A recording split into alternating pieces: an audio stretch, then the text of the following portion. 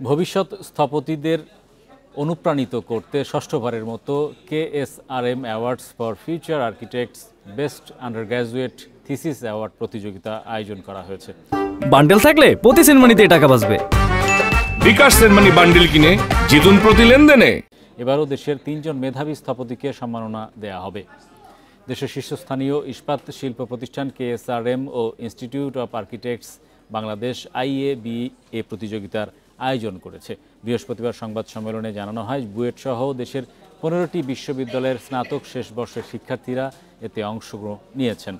অংশগ্রহণকারীদের মধ্য থেকে সেরা 3 জনকে বাছাই করবেন 5 জনের জুরি বোর্ড।